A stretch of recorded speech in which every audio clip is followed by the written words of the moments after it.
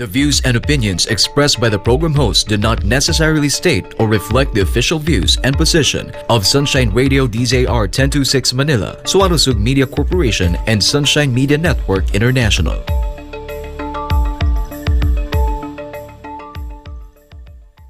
Para sa Diyos at sa Pilipinas nating mahal. Kailangan yung tayuan yung prinsipyo. Kailangan nandun ka lagi sa tama. Para ito sa mga tunay na lalaban para sa bayan. Pagkamali, banatan. Pero pag tama naman, palakpakan natin. Yan ang Banateros, walang inuurungan. Pag tama, palakpakan. Pag mali, ay babanatan. Yan ang Banateros, boses ng ordinaryong Pilipino. Banateros ay walang makakaawan. Yan ang Banateros, walang inuurungan. Pag tama, palakpakan. Pag mali, ay babanatan. Yan ang Banateros, boses ng ordinaryong Pilipino. Banateros ay walang makakaawan.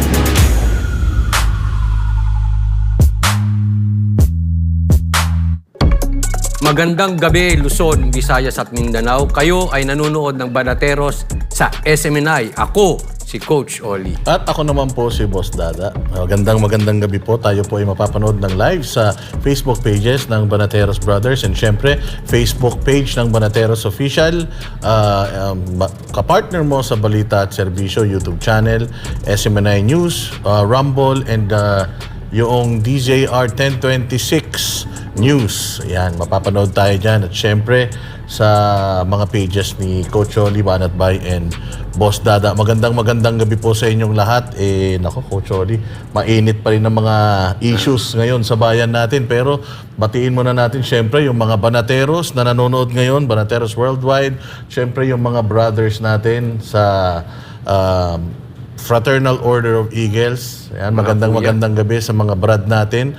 Diyan sa Makati, Mandaluyong Royal Skyline Eagles Club. Magandang gabi sa inyo. At nung weekend nga, na-indict ang Banateros Brothers kasama si Master Judea. Oo, kaya lang sayang hindi nakapunta si Jay Guevara dahil nagkasakit, pero din yan, susunod na din siya. Bakit nga ba tayo sumali diyan sa Coach Oli? Bakit nga ba tayo sumali diyan sa Eagles na yan? Ano ba ang benepisyo makukuha natin diyan? Kikita ba tayo diyan? Ano bang natin diyan? Actually, ang sabi sa atin ng Eagles, hindi ka magkakaroon dito. Mawawalan ka pa. Kasi ito'y pagtulong. Ang activities na gagawin natin dito ay pagtulong. So, syempre, marami po ang Eagles. So, mas lalong mapapalawak yung mga naituturo sa atin ni Pastor Kibuloy na tumulong sa iba. At yan po ay ginagawa na ng Banateros. At siguro, mas lalo itong mapapalawig at mas mapapadalas ang pagtulong ng Banateros, syempre through Eagles Club. Andun nga pala din si Banat Bay. Si Banat Bay, si Master Judea. Actually, matagal nating binuno yan. Kasi meron niyang 5 levels, 5 stages before kang makasali. So yun yung tinatawag nilang 5 eyes.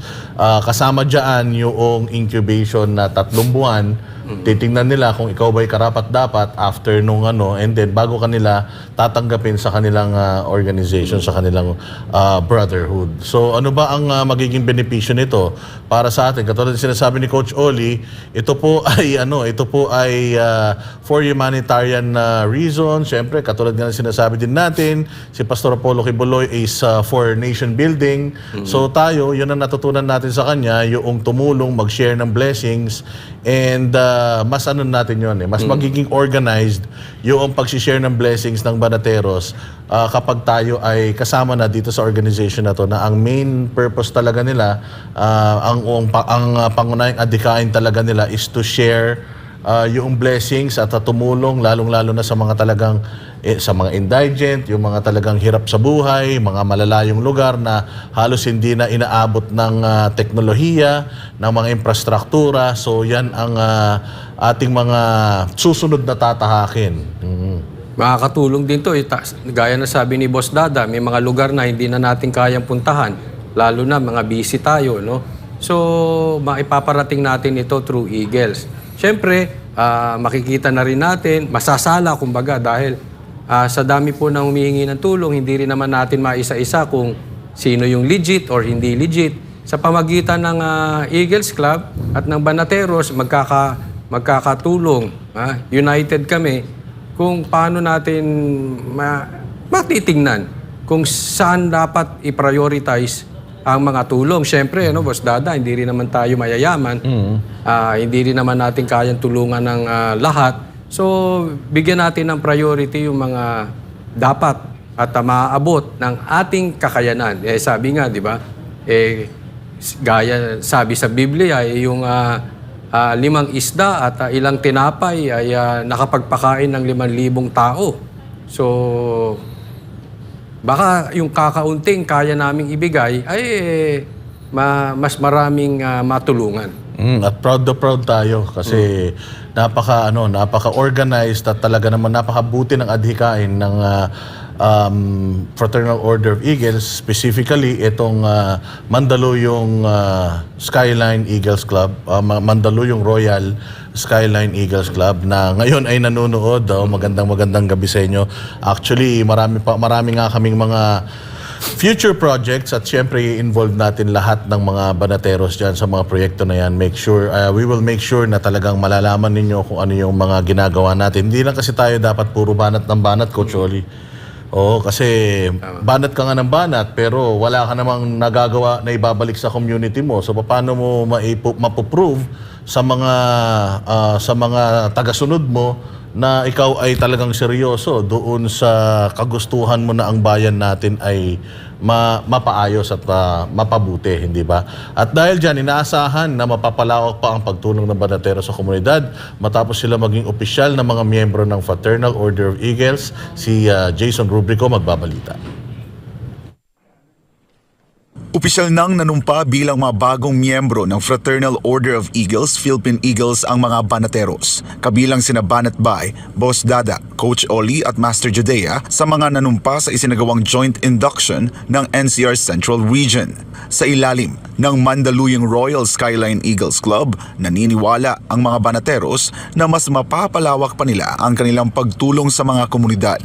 Aral nila na kanilang natutunan kay Pastor Apollo C. Kibuloy. Kami mga Banateros, sumali kami sa Eagles Club kasi gusto namin tumulong pa sa community.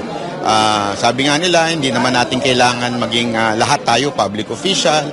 Pero ngunit kahit ordinary Pilipino ka, pwede kang tumulong. So we joined the Eagles para may katuwang kami sa pagtulong sa ating komunidad. Tulad din po yan ng aral na binigay po ni Pastor Kibuloy, yung pagtulong sa kapwa, yung nation building, ika nga. Mas mapapadali ang pagtulong namin sa mga Pilipino. Gaya ni Pastor Kibuloy na dati nang tumutulong, kami ngayon ay full blast namin ang pagtulong sa iba. Dagdag pa ng Banateros, ang pagsali nila sa Eagles Club ay patunay na hindi lang sila hanggang puna sa gobyerno. Ang gusto lang naman natin, bilang tayo banat ng banat sa mga mali ng gobyerno, kailangan mapatunayan din natin yun sa gawa. So kasama ng ating mga kasama sa Mandaluyong Skyline Eagles Club, talaga gagawin natin, tumulong tayo sa kapwa natin, lalo na sa mga indigents. Napakarami pong naghihirap ngayon sa bayan natin. Siyempre, nagpapasalamat tayo sa Eagles Club, Fraternal Eagles Club of the Philippines, kasi tinanggap tayo dito as member nila. Ngayon, mabibigyan tayo ng mas maraming pagkakataon para makatulong sa ating inambayan, para makapaglingkod ng husto sa Diyos at sa ating mga kapwa Pilipino. Sa kasalukuyan, tinututukan ng NCR Central Region ang pagtulong sa mga pampublikong paaralan sa Metro Manila. Isa sa kanilang mga proyekto ay ang pamimigay ng libreng eyeglasses sa mga estudyante. We distributed personalized, customized prescription glasses. The title of the project is Sagip Mata Project. And we were able to distribute 200 eyeglasses to students having eye problems. Ilan din sa mga proyekto ng Eagles Club NCR Capital Region ay ang pagtatayo ng mga hand washing facility at rainwater catchment facility, partikular na sa mga eskwelahan na hirap sa pagpondo ng mga nasabing pasilidad. Ang NCR Central Region po ay maaasahan nyo na magpapatuloy po sa pagpapa-implement implementa ng mga proyekto na makakinabang po ang mas nakakarami nating mga kababayan at pangmatagalan po itong pakikinabangan. Para sa Diyos at sa Pilipinas kumahal, ako si Jason Rubrico, SM9 News. Ayan. So, yun nga, Master Judea, na pag-usapan natin yung bagong tinatahak ng Banateros Brothers na pagiging member nitong organization na ito na napakaganda ng layunin para sa Bayang Pilipinas. And Master Judea, kasama po natin ngayon, Coach Oli at Banateros, kasama po natin ngayon si Kuya Amado Bagatsing, former representative ng Manila 5th District. At nalaman lang natin ngayon lang na siya din pala ay kuya natin sa Eagles. Kaya magandang gabi po, sir. Magandang gabi sa iyo, Boss Dada, at magandang gabi sa iyo, Coach Oli. Nako po, we are proud na ang isang legend. Ito talaga, bata pa ako, naririnig ko na to Kasi talagang lagi natin naririnig ang pangalan. Parang sinabi mo, Amado napakatandaan Bagatsing. siya. Hindi, lagi talaga natin narinig yung Amado Bagatsing na yan pagdating sa Manila. Alam naman natin talagang yung metro, yung Manila. Yan talaga yung isa talaga sa pinaka masasabi nila na kapag ikaw ay nanungkulan dyan o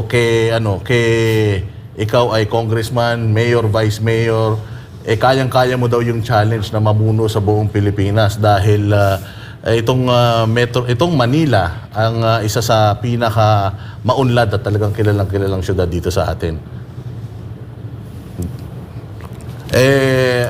Alam mo, Boss Dada, gusto ko yung nakita sa sa kanyang polo shirt. Kaya pwede ba natin ipakita? Anong partido po natin? Ayan. Nasa Yorme's Choice po. Yorme's Ayan, Choice to. Choice. Siyempre, alam natin, pag Yorme, yan, matino yan. Matino. O, nabanggit nga ni Boss Dada na gaya ni Yorme, talagang pang-national na yan. Kana napatakbo mo ng maayos ang isang lungsod tulad ng Maynila, potential presidentiable ka na. Sir Amado Bagatsing, tayo po ay nandito ngayon para pag-usapan natin kung ano po yung inyong mga plataforma dyan sa inyong distrito, 5th District ng Manila. Ang saklaw ng 5th District is yung Paco, yung Paco, Intramuros area, Port area. yung Port area. Kasama Maseco dyan. Okay. Oo, Singalong, San Andres Bukid, at Malate. Malate. Pinakamalaking land Ermita. area sa buong Maynila ay yung aking distrito, dating distrito ng 5th District of Manila. Pinakamalaking land area po yan. Pero bago po kayo tumakbo bilang ngayon congressman, ano po ang inyong posisyon? Well, ako talagang parang semi-retired na tayo sa politika, no ha? Ang asikaso ko na lang ngayon ay yung aming samahan na Kabaka, yung kabalikat ng bayan sa Kaunlaran. At siyempre, nag-aalaga na ako ng asawa ngayon at ng aking pamilya. Matagal tayo naglingkod sa bayan So, habang panahon na para magbayad naman sa iyong pamilya. Oo. Pero yung gawa-gawa, yung hindi natin tinitigilan yan. Tuloy-tuloy pa naman tayo dyan. Kaya lang mahirap talaga ang wala ka sa pwesto. Gusto mong tumulong, limitado. Hindi pa rin nung may mandato ka sa tao, madaling kumatok sa mga big corporations para suportahan ang mga proyekto, ikabubuti ng iyong distrito. So yun po ang nagpabalik sa inyo sa politika? Correct. Yun po ang nagpabalik sa akin dahil yung aming samahan sa distrito ko, meron kami naitatag na siyang samahan na halos 39 years old na. 39 na taon na. Ito yung kabalikat ng bayan sa Kaunlaran o Kabaka as popularly known, kung saan may programa kaming mula kapanganakan hanggang huling hantungan at lalong-lalo na yung aming diagnostic and clinic and laboratory na free consultation, free medicines. Lahat po yan, libre po yan. Pero dati po, ano po ang mga posisyon na po na inyong nahawakan sa Maynila, lungsod ng Maynila? Well, 6 na terminong naging congressman ng Maynila. Oo. Tapos ako'y na-appoint nung panahon ni GMA sa housing dahil passion ko po nung araw sa Kongreso ang pakikibaka para sa provision ng housing sa bawat Pilipino. At tapos nag-chair ako ng Games and Amusement kung saan yun ang unang mga early ages ng Entertainment City. Wala pa yung Entertainment City, kaya nung lumipad na nga yan, panahon ko na yon nung ako'y chairman ng almost 9 years sa Congress ng Games and Amusement. So yung passion natin was, nung nasa Kongreso ako ay bills of national concern, nakapagpasa po tayo ng batas noong 1995, yung Pag-ibig Law, kung saan po, in 1995, naging mandatory ang pag-ibig dahil naging voluntary yan eh. So from 2 million from the time of President Ferdinand Marcos, bumaksak sa 500,000, clinically dead na yan. So, binuhay po natin yan at naging batas noong 1995, 30 years na yung batas ko na yun, na kung saan po, yan ang nakatulong para i-pump up ang ating ekonomiya. Dahil ang housing po ay bukod sa magbibigay ka ng pabahay sa mga miyembro at mga nangangailangan, nakakatulong po sa ekonomiya yan dahil every housing na kang maumpisahan mo, under lahat ng factory ng mga bakal, simento, kailangan mo ng latero, tubero, almost 60 other disciplines yan na nakaka-pump prime po ng ekonomiya natin. So, nangyari po yan nung magkaroon ng Asian crisis noong 97-98 kung saan kumalabog ang mga bumaksak ang maraming financial institutions sa Asia. At sa atin sa bansa natin, nakatulong po itong Pag-ibig Law dahil nagkaroon ng funding for housing. Unlad po talaga ng distrito ninyo. Napakatagal nyo pong namuno doon. So, ano pa ba sa tingin po ninyo yung pwede nyo pa pong improve dyan sa inyong distrito? Kasi yan po ay pinamumunuan ngayon ni Erwin Tieng. So, ano po ba ang mga sa tingin ninyong nakikita ninyo na mga hindi niya pa nagagawa na kaya nyo pong punan para sa distrito ninyo? Napakagandang tanong yan, Boss Dada, no? Actually, sa 6 na termino ko pagiging congressman, hindi ako buenas na magkaroon ng isang kakamping alkalde o mayor ng Maynila. Napakahirap po ng hindi kayo nagkakaintindihan ng iyong alkalde para sa kapakanan ng iyong distrito. Pero sa unang pagkakataon, baka swertehin, kasama po natin si Yorme. At nakita ko kay Yorme ang bilis kilos nga. Kaya ang usapan namin ni Yorme, ako na magiging boses niya sa Kongreso, bukod sa 5 kasama ko pang Manila congressman, kung ano ang pagkakakulang na manggagaling sa nasyonal, pupunuan namin. Example, si Yorme, ang galing ng ginawa sa mga seniors. Binawasan niya yung infrastructure project niya to give way para mabigyan niya ng pensyon ang mga seniors natin. Tayo lang po sa Maynila ang nakabigay ng 500 pesos. Pati cake, yung cake na yan, meron sila.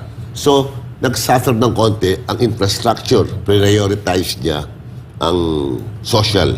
So, dito kami papasok. Kami nang bahala, mga congressman niya, punuin ang mga infrastructure na pangailangan ng ating lungsod ayon sa kanyang overall plan sa lungsod ng Maynila. So, magkakaroon ng partnership ang national at local. Hindi na uso yung babagan ng babagan. Yung bawat congressman gusto mag-mayor, di ba? Kaya politika. Dito makakita ka ng isang magandang samahan. Kung ano ang plano ng ama ng lungsod, kaming mga 6 na congressman tutulong sa aming kapasidad bilang congressman using national funds para ma-accelerate ang development ng ating lungsod. Kung sa edukasyon yan, ganun din. In other words, kailangan makakuha ng national funds for the interest of the city of Manila. Nakikita kong baka sakaling pati sa social services, napakadali pagka magkakampi kayo ng mayor mo. Kapag isa lang talaga yung... isa lang tinatanong mo. Oh. Yung vision ng ama ng lungsod, kailangan kami mga congressman tugma. Kung ano mga panukalang batas na kinakailangan din po ng lungsod, articulate din po namin at gagawa ng paraan para maisakatuparan ang batas na yan. Pero Kuya Amado, kasi maganda yun nasimulan ni Yorme, pero bitin. Gawa ng 3 taon lang yung kanyang panunungkulan and then sumugal na siyang pumunta sa nationals. Yung po bang 3 taon na wala si Yorme sa Maynila, napakalaki po ba talaga ng naging diferensya or naging pagbabago? Palagay ko, Boss Dada, ang Manileño na ang sasagot dyan. Kasi baka sabihin naman, kung ako lang, talagang nagkaroon ng vacuum ng tatlon. Malaking bagay yung 3 taon. Naunsyami eh.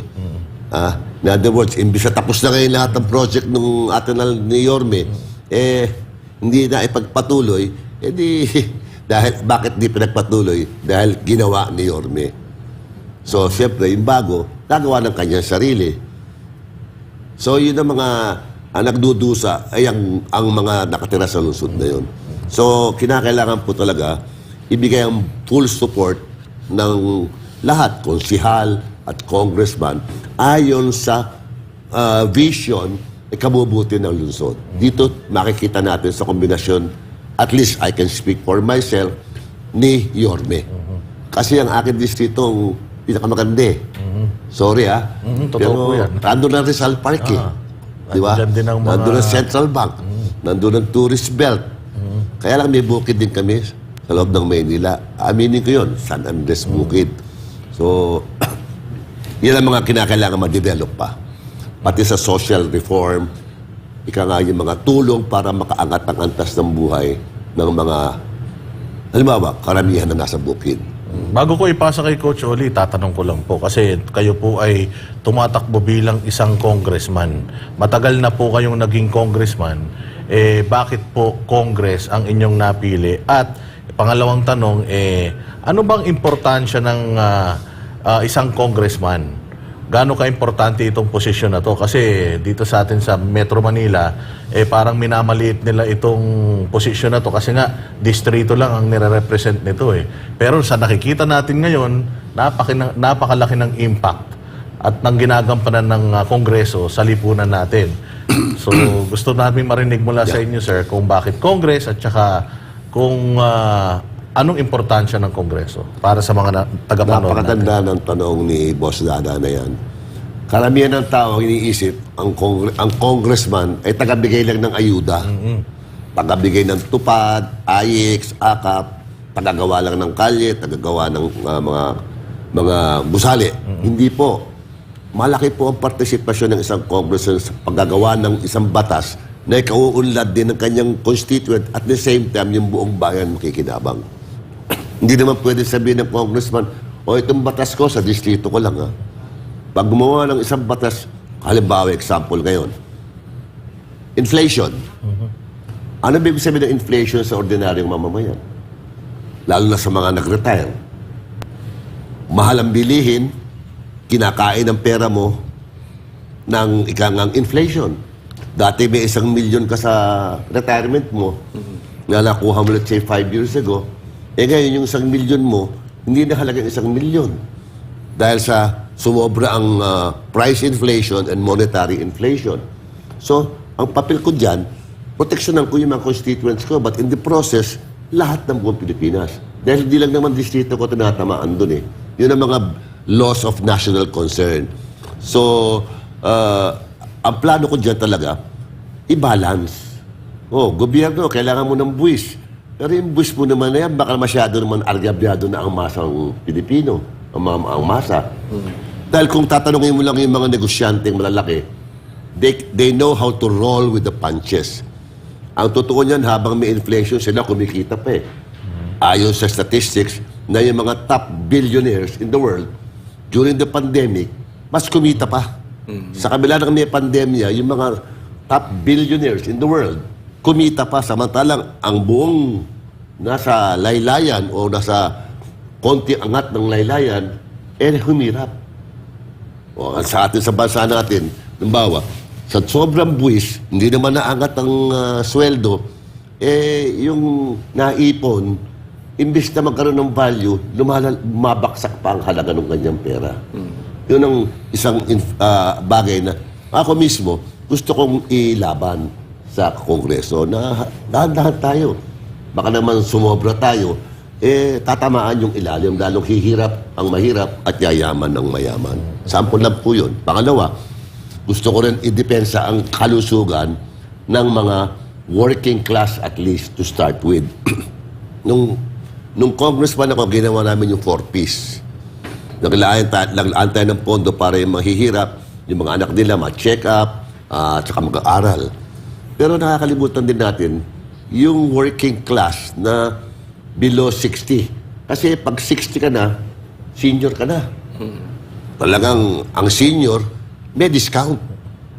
Kaya kung di pa kayo senior, magkapura na kayo. May 20% discount ka na, VAT free ka pa.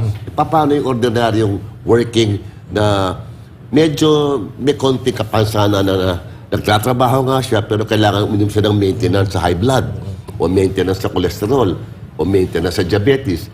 Dahil sa kulungan ng pondo niya, imbis na araw-araw niya ininom ng maintenance, nagiging every other day. Hindi magiging productive ang isang nagtatrabaho, nagme-maintenance. It's about time na alagaan ng Pilipino, ng gobyerno, ang mga taong ito para manatili silang produktibo na kapaghahanap buhay at kapag nakapaghahanap buhay, may dalang pagkain sa mesa, sa pamilya, at masaya, produktibo siya. So, kailangan ako, propose ko, umpisahan ng bigyan ng 500 to 1,000 pesos a month subsidy para lalo maging produktibo at inumin nila ang kanilang mga maintenance pills religiously. Kung everyday yan, everyday. Hindi pwede yung every other day dahil wala lang akong pambayad. Kaya every other day lang ako. Duktungan na natin, palusugin natin sila para nakapaghahanap buhay, nakadadala ng pagkain sa mesa ng pamilya at nakapagbabayad ng buwis. Eh, ang dami na ayudang binibigay eh. Hindi mo malaman kung yung ayuda na yun nakakatulong o nakakaabot sa kinauukulan. Ito, particular. Naghahanap buhay ka, meron kang certification from the doctor that you should take this maintenance pill, I'll give you subsidy. But be sure to take it every day. Dagdag na yan para wala ka ng dahilan na hindi mo inimin every day yan. Tulad ng Pantawid Pamilya program din. Paganda. Coach Oli. Kuya Amado, no? Maraming nagsabi, marami akong nakakausap na taga Maynila na according to them, nababoy daw ang Maynila nitong panahon, itong mga nakaraan, simula nang iniwan ni Yorme Isko. No? So, meron po akong dalawang katanungan na may epekto sa Maynila at yung pangalawang tanong ko, may epekto sa buong Pilipinas. Kahit kayo sa Maynila lang, meron to eh. Unang tanong, ano yung pinaka naging problema ng Maynila nang iniwan ni Yorme na pwede, sabi nyo nga, kung kayo'y magkakasama, makakatulong. So, ano yung magiging plataforma nyo ni Yorme na para masolusyonan yung problemang dinulot nitong nakaraang 3 taon? Pangalawang tanong, ito ay may concern dahil ang buong Pilipinas ngayon ay very, very concerned pagdating sa droga. Yan talaga, kay Manila, hindi, concern nila yan. At gusto marinig, sigurado ako ng mga manunood natin, anong plano nyo patungkol dito kasi sa droga sa Maynila? Dahil alam natin, sentro po ang Maynila. At pagka medyo kalat ang droga sa Maynila, ito ay posibleng may epekto kahit doon sa labas. No? Actually, Coach Oli, dyan nahuli sa Maynila yung unang-unang pinakamalaking drug bust. No. Diyan sa, I think, bandang Binondo yata yun yung nahuli na kulang-kulang 1 toneladang droga. Oo. Diyan sa Maynila. Kaya talagang maganda yung sinasabi. Very crucial yung patungkol sa pagsugpo ng problema natin sa droga ngayon. Alam mo yung droga, masyadong far-reaching ang effect ng drugs. Naka-angkla lalo na sa peace and order yan. Ngayon, anong diferensya ng panahon ni Yorme at panahon ng kasalukuyang administrasyon?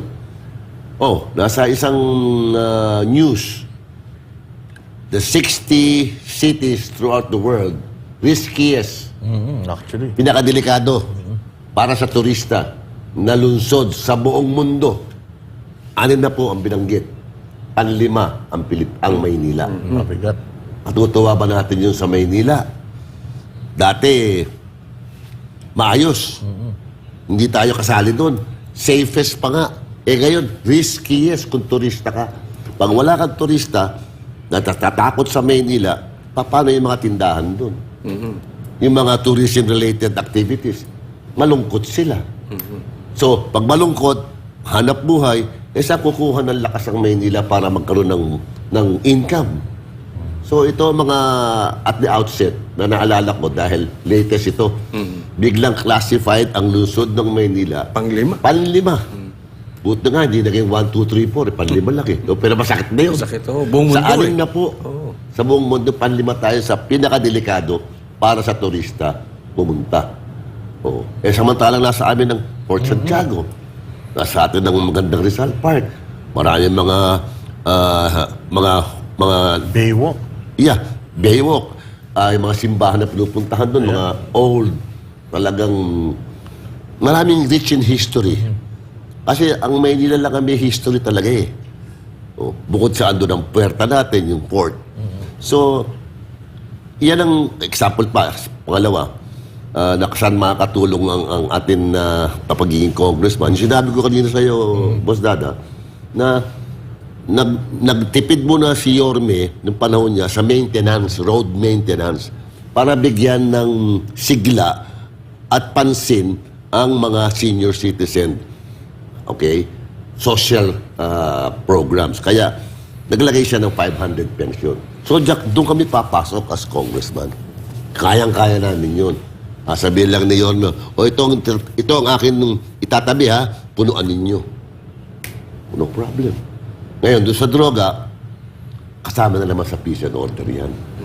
Kaya, ewan ko lang, yung problema nila ngayon sa Senado na pati si Presidente Duterte, inimita nila kahapon, maganda naman sa nangyari doon. Dahil talagang nasagot naman ni Presidente Duterte sila. Ngayon, tatanungin mo ako, bilang dating mambabatas for 20 years, ayaw ko makialam ang bansa ng ibang bansa sa atin. Palagi sinasabi, human rights, human rights. Paano naman yung victim's right?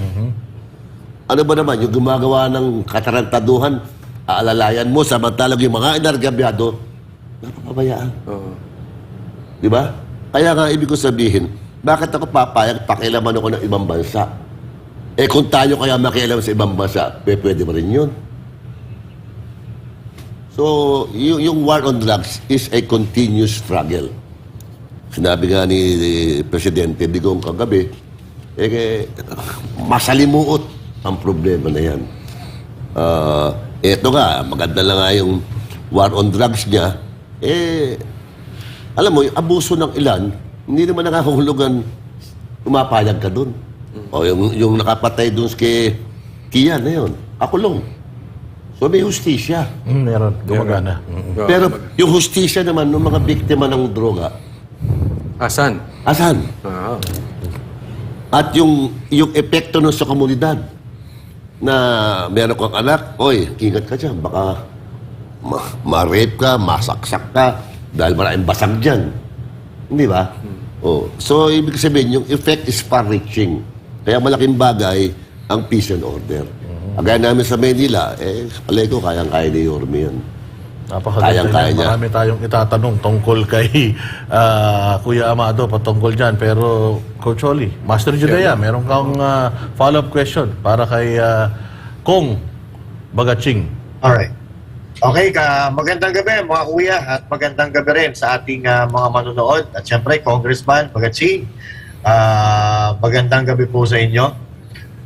Ang tanong ko po, kahapon po kasi sa Senate hearing, tulad po ng kwento ninyo, narinig natin sa bibig mismo ng dating presidente ang malaking problema natin sa droga dito sa Pilipinas. At kapag may droga, nagkakaroon po ng korupsyon dahil may mga lagay-lagay po yan. At may mga politiko po, minsan, hindi naman lahat, hindi ko nila lahat, pero may mga politiko na pumoprotekta po sa mga drogista. Ang una ko pong tanong, naniniwala po ba kayo na ngayon ay talamak na naman ang bentahan ng droga sa mga iskinita at sa iba pang lugar sa Pilipinas? At pangalawang katanungan ko po, pumapapabor po ba kayo kung sakasakali na i-require ng COMELEC or ng gobyerno na magpa-drug test lahat ng mga tatakbo mula sa Kagawad hanggang sa Senado ngayong darating na eleksyon? Hanggang presidente na. Magpa-drug test po. Hanggang presidente na. Lahat na mula mula Barangay Kagawad hanggang sa Presidente, pupapabor po ba kayo na magkaroon sila ng drug test bago ganapin ang eleksyon? Eh kung lahat nga ng driver, pinagda-drug test nga nila yung pa kayang publicly elected officials ng gobyerno, nasa iyo ko. Sang-ayon ako dyan. Lalo na sa mga elected public officials. You have to lead by example. Hindi pwedeng lumalabang ka sa droga tapos sa likod mo parang ini-endorse mo dahil gumagamit ka. Kaliwat kanan ng droga. Oh, you should, kumbaga, you should come to court with clean hands. Gusto mo ng order, gusto mo ng kapayapaan, gusto mo ng direksyon, pakita mo, ikaw mismo, laban ka sa droga. Kasi, nakita natin ang epekto ng droga sa buong mundo.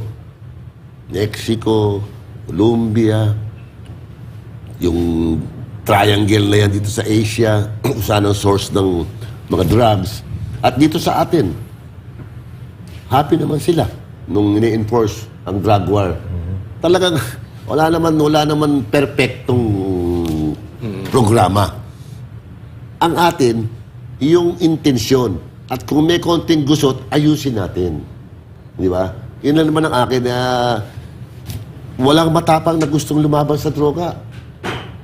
Dami nga natin, 100 mahigit milyon tayo. Ilan lang talaga ang, sabi nga nila, handang magbigay ng buhay nila para lang magkaroon ng kapayapaan at tahimikan ng bawat Pilipino, pamilyang Pilipino. Hindi po biro ang laban sa droga. At mahirap kalaban ang droga. Parang pogo rin yan. Di ba? Mahirap labanan. Temptasyon, napakalaki. So, nasa sa mga electorate natin, naging masinsin. Huwag masilaw sa pera. Kasi ang pera, sinisilaw ka dahil sinasama ka sa sindikato. Pagka nandiyan ka na, trap ka na, wala na. Gagamitin ka na nila. So, lalo na for publicly elected officials, you have a responsibility to your constituents, if you're a senator, to the national electorate as a whole. Mayor, to your constituency. Pero public officials should always be responsible and should be the model. Mahirap. Hindi naman madali labanan ng droga. Ilan lang ang siga dito. Di ba? So, mabuti kung meron ka 10 Duterte. So, isa lang ang molde nun. Sinira na ng Diyos buti kung mauulit. Master Judea, meron pa? Kasi tatanong sana natin, patungkol na dito sa Congress, dahil syempre mainit nga ang Kongreso ngayon, kumpara po noong panahon ninyo, kasi kayo po ay kailan po kayong naging unang congressman? Anong taon po kayo naging unang congressman? Ang first term ko was 1987 to 1998. Nabakante ako ng 9 na taon, pinabalik na naman nila ako 2007 to 2016. So, sa yung mga previous Congress na inyo pong kinabilangan, kung ikukumpara po ninyo ngayon, ano po ang malaking kaibahan? Malayo. Alam mo, wala ako ngayon doon, pero ang akin lang bas yan, television, di ba? Pero talagang nung araw, yung freedom of expression namin, we can stand up in the halls of Congress on a personal and collective privilege without passing through the floor leader. Ngayon, bago ka makapagsalta, kailangan mag-register ka . No. Kung nagkataon ng registry mo, kayo pang-10 ka, baka adjourn na, hindi mo nasabi yung iyong question of privilege. Paano ba yun? So, medyo, sa tingin ko lang, medyo suppressed ng konti. Kontrolado. I don't know why, but in my 20 years as a member of Congress, I think much is to be desired. Nakasama ko si Martin, si Speaker Romualdez, si Edsel Lagman, nakasama ko yan. Sila yung mga active pa dyan. Pero alam nila sinasabi ko. Alam nila. Ngayon, yung mga bago, hindi ko kabisado kung anong mga rules ngayon ng House. Pero nung panahon namin, talagang chairman ka ng committee, malaki ang say mo. Ang na-modify, chairman ka ng committee, you come out with your committee report, kailangan salain pa ng rules. Ba? Bakit pa tayo magko-committee system? Kung sasalain lang ng rules, sabihin ng rules, thumbs down yan. Sasabihin ng members mo sa committee mo, approve yan. Sino masusunod? Rules o yung committee? Sa ngayon, rules. Aba, hindi yata tama yun. Para ako, congressman, kung papatayin mo lang yung inapprove ng committee ko, it's congressman ka din. Congressman din ako. Ano ba diferensya natin? Pati yung speaker, congressman din yan eh. Binoto natin yan. Pero primus inter pares siya. But that doesn't mean masosuppress mo ang individual right ng every member of that house. So, siguro yung akin experience, kung bibigyan tayo ng chance bumalik sa Kongreso, nakakatulong tayo. Malaking problema din yung paano kung hindi mo kaalyado yung mga humahawak ng mga komite or kung kanino ka man magpapaalam, o kung tropa mo ba ang speaker or hindi. Kaya nga sa ang magandang tanong dyan, Coach Oli, sa experience nyo, Kong, mas okay ba na magkakakampi lahat versus doon sa... Kasi parang lumalabas, ang pangarap natin nun, maging magkakakampi lahat para smooth yung mga transactions. Pero kayo po, sa inyo pong experience. At saka madugtungan ko na rin yung tanong ni Boss Dada kasi may connection eh. Anong mas maganda nung panahon nyo na kayo'y congressman o yung pamamalakad doon o yung pamamalakad ngayon? Well, I cannot speak for ngayon, no? Kasi hindi naman ako private to mga pinag-uusapan mo. Pero definitely, panahon namin na mas independent-minded ang mga congressmen. Ang opposition at that time, may boses sila. Hindi company union. Kasi, ang masama, pag company union, kawawa ang bansang Pilipino. Isasaksak na lang sa lamunan mo ang mga batas na tingin ko, o tingin ng iba, na mas makasasama kaysa makabubuti. Bakit? Dahil dinerailroad, di siyempre hindi na pag-uusapan ng gusto. Nung panahon namin, pati Webes, nasa Kongreso kami. Yun ang Bills of Local Application. Pero trabaho kami, Lunes, Martes, Miyerkules. At you have to defend yung iyong bill sa plenary lagi. In other words, mas democratic siguro. I can only say mas democratic dahil wala naman ako ngayon sa Kongreso. Ano? I cannot really compare. Parang right now, apple and oranges yan. I can only speak na sa nakikita ko sa TV. Di ba? So talagang mas maganda pa rin po talaga kung yung hati kaysa doon sa magkakasapakat, Di ba may kasabihan, rule of the majority, right of the minority. You might have the numbers, but allow us to explain. Yun, malaking bagay. Alam mo, tama yun, Kuya Amado.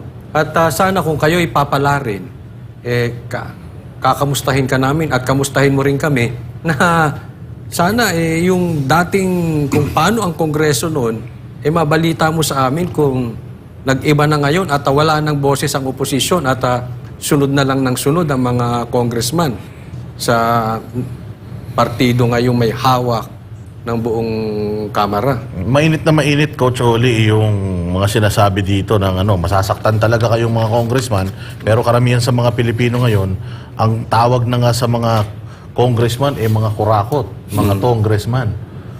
Paano po ninyo babaguhin yung imahe na yun ng Kongreso sa publiko? Alam niyo po, in my 20 years as a member of Congress, yung democracy can be best seen in the halls of Congress, both in the House and in the Senate. And total na nga, marami ng social media ngayon. Panahon namin, wala pa masyadong social media. And kailangan talaga magkaroon ng minorya para matawag din ng pansin kung tama ba ang mga binabalangkas ninyo. Kasi kung puro railroaded, minsan ang isang batas, maraming flaws. wala naman perfect piece of legislation or batas. Pero at least, masasala mo ng gusto. At yung hindi dapat tamaan, dapat huwag tamaan. Pagka puro railroaded dyan, parang bato-bato sa langit, ang tamaan, baksak. So, kailangan meron tayong minority to speak out or opposition to speak out. At mas maganda ng mas maraming anggulo tayo nakikita.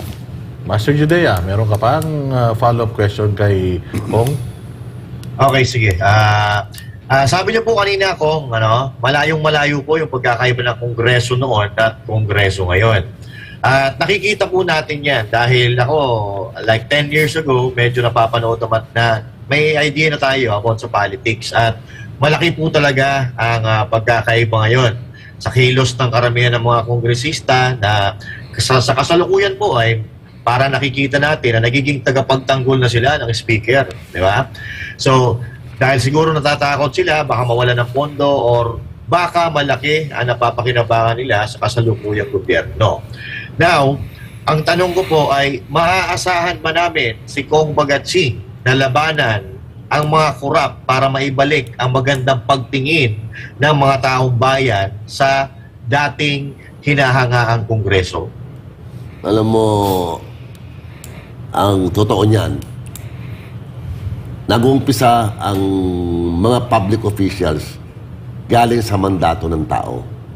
Kung ang tao ay magiging masinsin sa pagpili ng kanilang mga opisyales, mababawasan ang ikangang hindi ka nais-nais. Pero kung sakasakali nandoon na sila, nasa leadership naman. Karamihan naman ng congressman, ang pakialam lang talaga is yung distrito nila. Kaya sila nandoon sa kongreso dahil ibinoto sila nung constituency nila. Kumbaga sa usapan, wala akong pakialam sa inyo. Ang pakialam ko lang itong distrito ko. Ganun kadalasan, lalo na sa probinsya. Dahil talagang you have to face the truth. Kailangan din ng irigasyon, kailangan ng farm-to-market road, hindi naman gano'n ang communication sa kanila. Minsan may mga wala pang ang ilaw. Kaya hindi mo din masisisi ang congressman na nagiging parokyal. Bago ako makapaglingkod sa buong sambayanan, dito muna ako sa distrito ko. Pagandahin ko muna. Bigyan ko ng edukasyon, bigyan ko ng... para magkaroon ng progress naman. Then, I can go national. Pero tayo, kung tayo na mga Manila congressman o Metro Manila, hindi naman tayo behind. Andito lahat ng media, nandyan ang infrastructure, nandyan lahat ng universidad. So, siguro kami sa Metro Manila, I think we should be more discriminating. Na you call a spade, ika nga. Kung tingin mo, for the public interest and the good of the country, we should be holistic, not simply parochial. But we never should lose sight of the responsibility to your constituencies. But when you make laws and you go against a specific law that is contrary to the interest of your district, then you should speak out also. Kasi sa akin experience, iba talaga yung congressman ng probinsya. Define ang agenda nila. Marami silang economic activities na wala sila na marami tayo sa Metro Manila. So, iba ang pananaw doon. So, I have to give them that leeway. Pero tayo sa Metro Manila, we should speak for the country also. Because yung mga nasa Manila naman, galing din sa probinsya Metro Manila. So, ang approach para sa akin ng isang Metro Manila congressman on highly urbanized cities in the Philippines should be more holistic. In other words, maging concerned tayo sa effect ng isang batas in totality. Maputol po kita dyan, kasi nabanggit mo na parang local Ang concern ng congressman ay siyempre yung kanilang nasasakupang distrito, local, no? So, naiintindihan natin yan Pero ano ba ang mas maganda dapat na concern din ba tayo sa national na considering local lang yung tinakbuhan? Kasi po, ito in connection dahil nauubos sa nakikita natin ngayon nauubos ang mga oras ng mga mangilang-ilang congressman natin ngayon sa pag-iimbestiga concerning doon sa national na issues. No? Katulad yan, busisiin ng confidential funds ni VP Sara, etc., na hinalal ka ng iyong distrito para tulungan mo sila. So, ano ba dapat? Tama ba ito? Alam mo, yung mga hearings naman, para sa akin, talagang kapangyarihan ng Kongreso yun, in aid of legislation. Kung sumosobra, bayan na o tao na makapagsasabi niyan. Dahil ngayon, madaling mapulsuhan ng tao dahil sa social media. Okay. Ngayon, yun doon naman kay VP Sara, malungkot ako doon. 20 years akong congressman. Wala akong, in my 20 years, hindi ko nakitang may isang vice president na naging ganyan ang resulta. Oo. We always extend the position, the courtesy to a vice president more so and a president.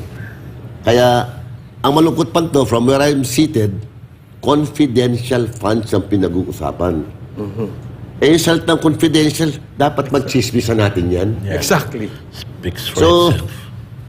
medyo, kung may orchestration man, magpalit na ng direktor. Hindi maayos. Yun, mismo. Di ba? Kasi Self-explanatory na confidential fund. Sana nauna, no? Ibig ko sabihin, confidence ko sasabihin sa iyo to, Boss Oli, ha? Confidence, chichismisan natin. Karapatan naman ng military, police, presidente, speaker, sino, may confidential fund yan. Compromise ang national security. Oo. Hindi, tsaka sa akin, ha? Kung gusto mo busisiin ng confidential funds si BP Sara, busisiin mo lahat. Lahat. Kaya nyo bang busisiin ng confidential funds ni Marcos? Confidential funds ng iba? Pero bakit Na to. BP Sara lang Salitang tayo? confidential eh. Confidential? In confidence yun eh. Oo. Tsaka, kwan lang yun eh, yung sinasabing ng COA, hindi pa naman conclusive yun eh. Marami din ako nung congressman ako. Bakit ka ito? Explain ka lang naman eh. Pero para sa akin, Disallowance. in my long years, talagang wala ako nakitang vice president na tumagal ng 10 minutes doon sa amin. Ganda. Talagang pinulit. Cortesia ang binibigay namin. Inter-chamber courtesy, second highest official of the land. Pati nga ako yung invitation kay Presidente. Ako hindi ako pabor doon. Personally, ha? Presidente, hindi mo naman cortesia at respeto na yan. ICC, kaya ka nag-iimbestiga. Sino ba si ICC? Ibang bansa yun eh. Para sa akin lang naman yun. Kasi you are setting a very bad precedent. Very bad precedent. Meron ba ang presidente sa Amerika tinawag doon? I mean, kung pagko-compare mo lang, you respect the position. Di ba? Pero, Tama po. andyan na yan, nakaganda naman. Hindi naman ako pro Duterte, hindi naman ako... Ang akin lang, as a former Tama lang. legislator, na let's give credit and respect where credit and respect is due. We are establishing a president. President, hindi naman maganda yun. Ang ganda nung sinabi nyo, Napakaganda. Kung Bagatsing, no? Kasi sa tagal nyo, ngayon lang nangyayari to. Itong nag-iimbestiga ng... At very concerned po ang mga congressman natin ngayon sa national. Parang in preparation for 2028 presidency. Di ko alam Kasi nga, bakit... alam mo, ang daming nangyayari ngayong panahon ng administrasyon. Ito si, Sulitin na natin. Sulitin na natin si Kong. Total naman, mainit yung issue ngayon patungkol sa mga hearings. Kayo po ba, nagkakandak kayo ng mga inquiry in aid of legislation nung inyong panahon, do you speak with, or privately, kinakausap niyo ba yung mga resource person? Oo, maganda. Pwede mong kausapin yan, pero not on a very delicate topic. Oo. Kasi ang resource person, iniimbita namin yan para tulungan kami, para makakraft kami ng mas magandang batas. So they are our guests. Pag guest mo sila, huwag mo naman babuyin. Para sa akin lang huwag mong babuyin. Tumutulong na nga sa iyan Ngayon, kung investigasyon yan, in aid of legislation pa rin naman. Respeto pa rin. Innocent unless proven otherwise. At saka ang Congress, hindi sila pwede maghusga eh. Hindi Correct. na yan eh. In aid of legislation lang yan. Kasi ito, mainit na mainit. Itong balita lang kahapon, yung inamin ng isang koronel na siya daw ay tila mo inuutusan na magsinungaling ng mga congressman. At pinabulaanan naman yun ng mga involved doon sa akusasyon ng isang koronel. Kaya ako natanong yun kasi kaya ako natanong kung dapat ba or tama ba na kinakausap nila yung mga resource person or yung kanilang mga witnesses before nilang isalang sa sa hearing. Well, yung tinutukoy mo yung kagabi, ay yung narinig ko sa news, yung Colonel ba yun? Si Colonel Kinausap di umano ni Kong Dan Fernandez at ni Kong Abante. Well, hindi ko talaga alam kung ano nangyari doon. So, palagay ko si Dan Fernandez at saka si Benny Abante ang dapat sumagot niyan. Kasi umamin naman po sila. May interview na din at meron na rin silang press con at inamin na rin naman nila na kinausap talaga nila.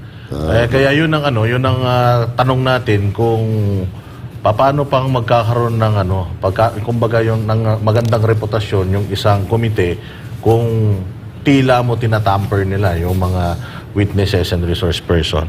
Pero mapunta na tayo rito sa isang importanteng tanong patungkol sa corruption, Coach Oli, Itong patungkol sa liquidation by certification.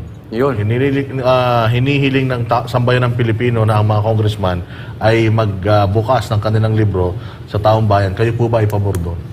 Well, ang liquidation talaga, summary liquidation. Pero meron naman talagang itemized liquidation. So, depende sa expenditure Oo.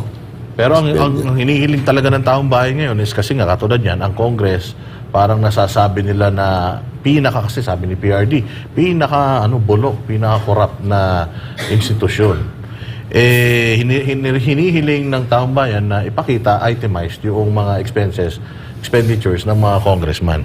So, kayo po ba ay pabor or kung kayo magiging congressman, magiging transparent po ba kayo sa mga constituents nyo na ipapakita po ninyo yung inyong mga gastusin, kung saan napunta yung inyong mga budget? Talaga naman dapat transparent talaga. I'm all for it. Transparency talagang para makita nilang totoo ang mga ginagawa mo. Nagre-report ka sa constituents mo, may COA naman. Ang COA naman is a constitutional body.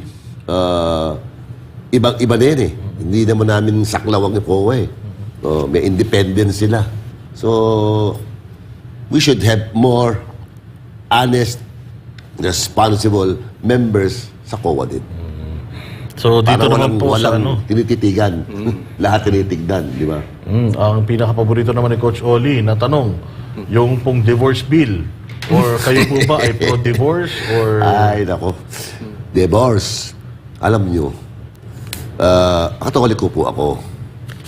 Pero, pagka talagang ang mag-partner ay hindi na tugma, wala nang harmony, kamutan na ng mata ng kamutan ng mata, napapabayaan yung bata,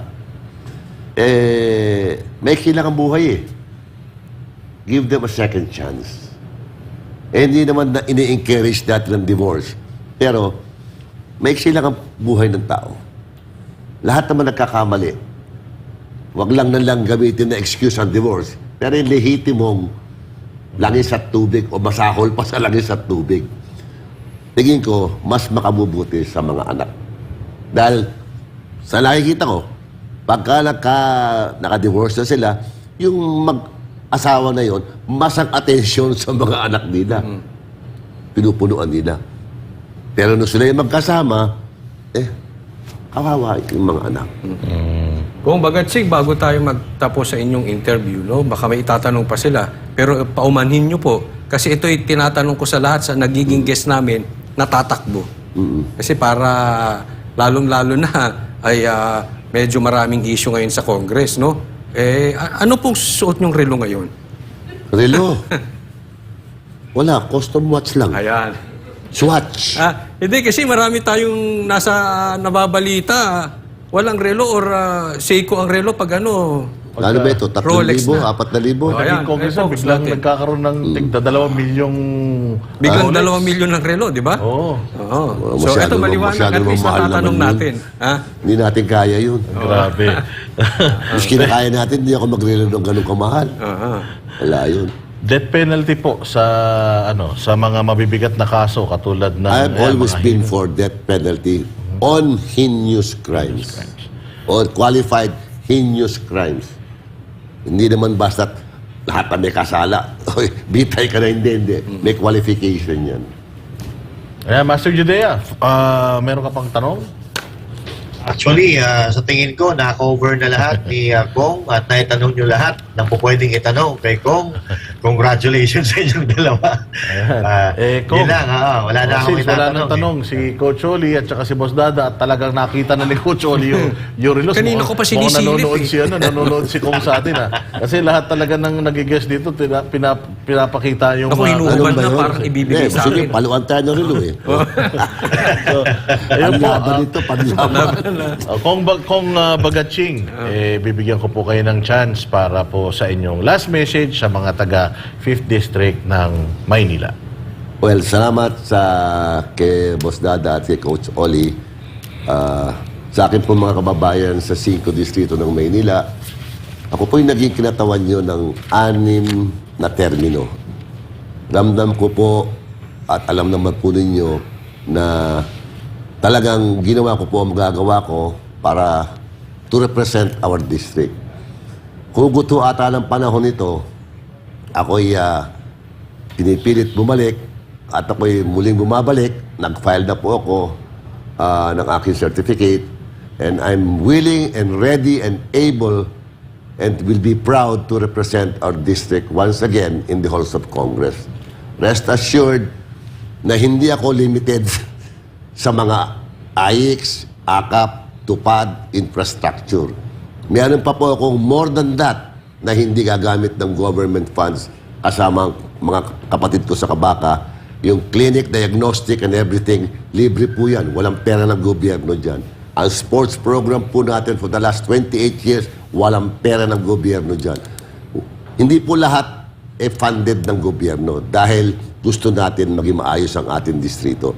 At we have contributed to the national, to the entire Philippines by way of laws, existing laws, that are beneficial to the country as a whole and to my district in particular. We've made laws that are significant laws and siguro naman po I was able to represent our district with dignity, with honor. And I'm ready to give the final chapter of my life to again make a difference and protect our district and make laws pertinent and relevant to for national concern. Like yung sinabi ko kanina, I want the working class to be more productive. I want to craft a law that will help fund the maintenance. Kung nagme-maintenance sila ng cholesterol, high blood, diabetes, para lalo silang maging malusog, maging produktibo, para may dalang pagkain sa mesa ng pamilya, to strengthen the family. So, sa inyo po, ako aasa kung pahihintulutan nyo, ready, willing, and able po muli ang inyong kaibigan na si Amado maglingkod bilang kinatawan ng ika-5 purok ng lungsod ng Maynila with Yorme's choice. Yun. Ngayon, Kong maraming Amado salamat. Amado Bagatsing, tumatakbo bilang kongresista sa pang-5 distrito ng Maynila. Yorme's choice yan, Yorme's Yorme's choice. choice. Oo. At syempre, samahan nyo na kami. At bago tayo magtapos, para naman sa ating Christmas countdown, Yeah, 57 days na lang magpapasko yeah, na. 57 days. naman inaantay na rin. Dadalawin natin si Kong. Pasko na kaya kayo dito. Pasko na, Pagpasok ko lang, may Christmas. Talagang Masaya. kulang na lang 57 snow. days. Oh. Ayan, Master Judea, kamusta ka naman dyan? Ayos Okay ka na naman? ayos. At Ayos na ayos at napakagaling yung dalawa. Napalitaw nyo talaga yung mga gustong sabihin ni Congressman na kuya kasi natin. dapat po kasama natin ngayon si Banat Bay pero hindi po siya available. Kaya hiniram muna natin yung aming kapatid na si Master Judea. Ayan, ito po, kaming tatlo, talagang masugid na sumama po kami kay Mayor Isko nung siya po ay tumakbo bilang presidente nung nakaraan. Talagang hindi tayo nabudol. Oo, hindi tayo nabudol. Correct. Kasi kung ano yung sinabi ni PRD, sinundan talaga natin. Namili talaga tayo ng Merong bragging rights tayo. Oo, Hindi kami nabudol. Namili kami talaga ng Nag-iisip kami. maayos na kandidato. Walang Naghahanap inendorso si kami ng may PRD. resibo. Binigyan tayo ng laya na pumili. Namili tayo ng tama. Yun nga lang. Hindi nga lang sinuwerte. Pero okay lang ito. Swerte ng Maynila. No? Ang swerte ng Davao, dahil tatakbo si PRD, ang swerte ng Maynila dahil bilis kilos na naman sila. Babalik na si Yorme. Oo, sigurado magsisiwalaan na naman yung mga kriminal dyan sa Maynila. At makakasama Correct, na correct. Yorme's choice. Yes, syempre. Swerte kami sa Manila at babalik si Yorme Isko Moreno. Kasama si Chi Atienza. Siyempre, kasama si Congressman Bagatsing. Ayun. Ayan. Yeah. Kita-kita po tayo uli, mga banateros. Dito lang sa SMNI, pag tama, palakpakan, pag mali, banatan. Ako po, si Coach Oli. Ako naman po si Boss Dada. At ako naman si Master Judea. At kasama po natin si Kong Amado Bagatsing para sa Diyos at Pilipinas na At sa Pilipinas, nating mahal. Para sa Diyos at ang Pilipinas nating mahal. Kailangan yung tayuan yung prinsipyo. Kailangan nandudong ka lagi sa tama. Para ito sa mga tunay na lalaban para sa bayan. Kamali, banatan. Pero pag tama naman, palakpakan natin. Yan ang banateros, walang inuurungan. Pag tama palakpakan, pag mali ay babanatan. Yan ang banateros, boses ordinaryong Pilipino. Banateros ay walang makakaaman. Yan ang banateros, walang inuurungan. Pag tama palakpakan, pag mali ay babanatan. Yan ang banateros, boses ng ordinaryong Pilipino. Banateros ay walang makakaawan.